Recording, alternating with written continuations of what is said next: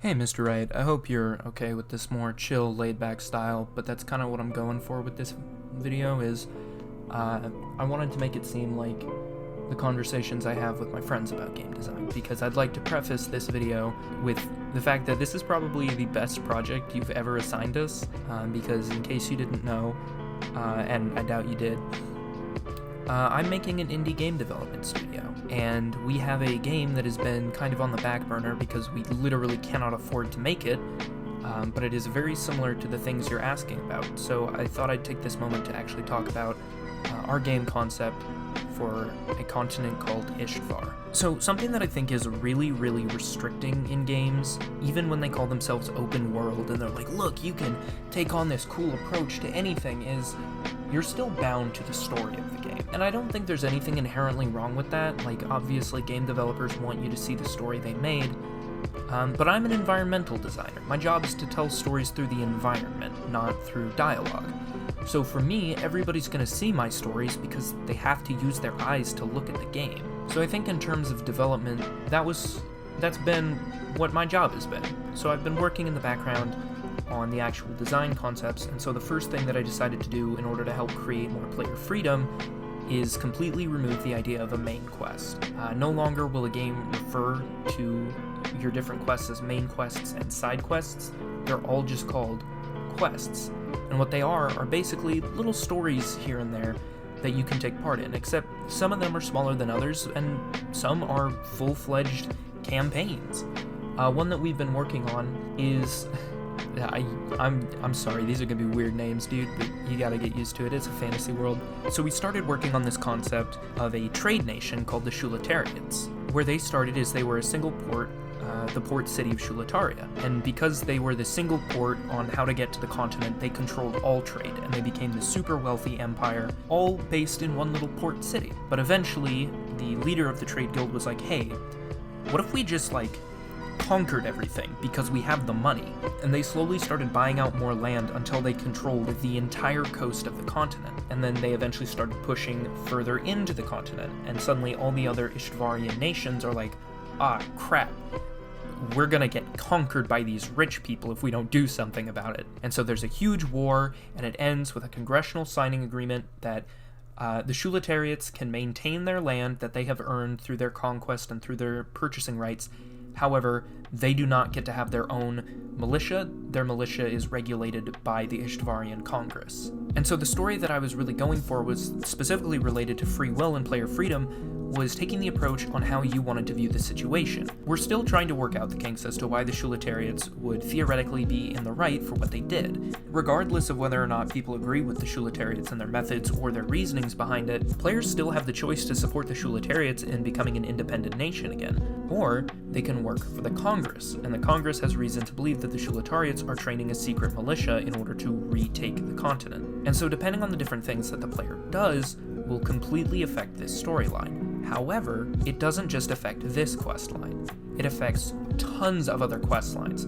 For example, there's going to be a quest that you can do later on where if you've done the Shulatarian quest, it'll actually interact with that. So depending on how you approached the Shulatarian quest will totally affect how you go through this quest. And so the basic rundown of that is you have to go to this place called the Southern Isles, and they're super weird to get to. It is really hard to leave from the southern shores, so you have to go to Shulataria in order to get a ship that can actually handle getting to the Southern Isles. Now, depending on how you approached the Shulataria questline is going to depend entirely on every other approach in this game. So if you, for example, took the line where you actually served with the Shulatarians and helped them reclaim their independence, the Shulatarians won't tax you any money for taking their ships. However, if you worked with the Congress, depending on how that questline goes, whether or not you discover a secret militia or not, or whether or not you just enforce harsher rules on the Shulatarians, that will change how the Shulatarians treat you. So maybe the Shulatarians will completely deny you rights to use their ships, and now you have to find an alternate path off of this bigger continent in order to get to the islands off the coast. And so that's been our design philosophy, is exactly what you were talking about with Crime and Punishment and Frankenstein, is this idea of free will. Players need to have responsibility for their actions. One of the biggest ludonarrative dissonance situations that I've been encountered in games has been in Red Dead Redemption 2. In Red Dead Redemption 2, you can be a complete and total asshole to everybody in your group. Like, you can just be a total jerk, and that doesn't affect the story at all. You can choose to ignore giving funding to them, or getting them supplies or anything like that, and it doesn't change how the story plays out. And I feel like that sucks, because that really disconnects me from the game. Again, ludonarrative dissonance. However, I think that approaching free will too harshly can end up with some weird consequences, and that's sort of why we got rid of this main quest idea in the first place.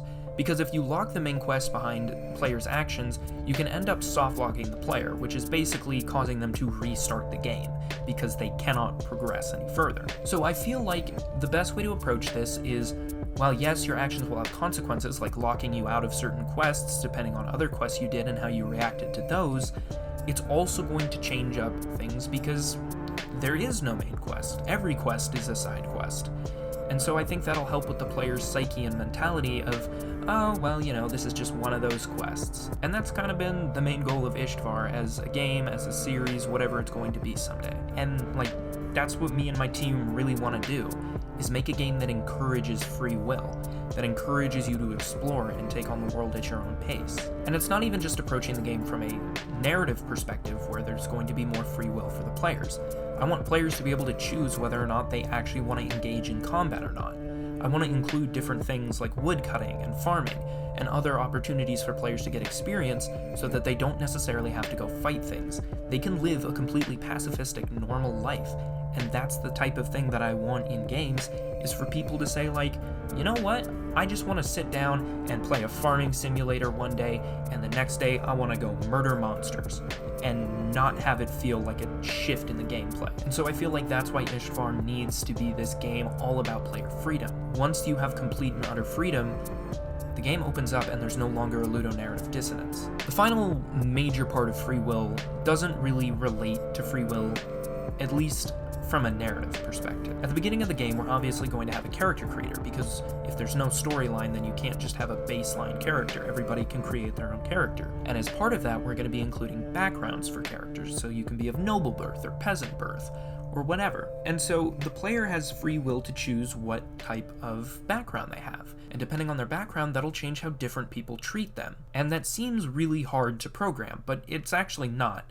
What happens is basically when the game gets to a dialogue tree and a branching point, normally the player is in control in that situation. They're able to choose how they respond.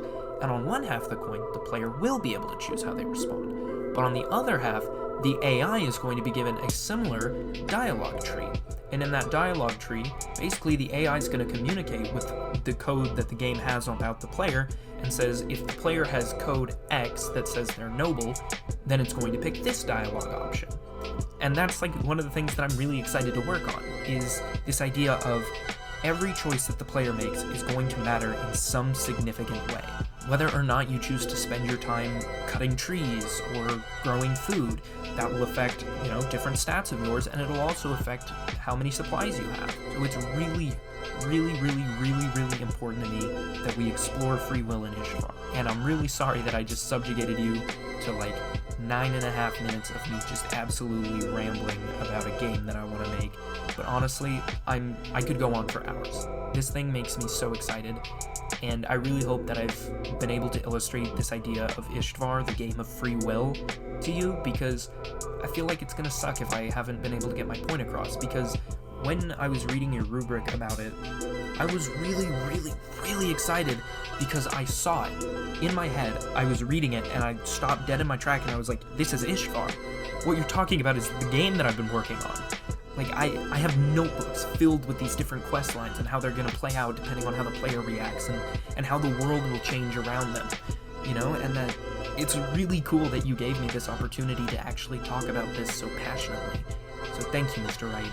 Thank you for everything that you've done throughout the school year. I know this has been really weird and a hard transitionary time for a lot of us, but you really did an incredible job teaching, and I feel like I didn't show you enough gratitude throughout the year. Thank you so much. And I hope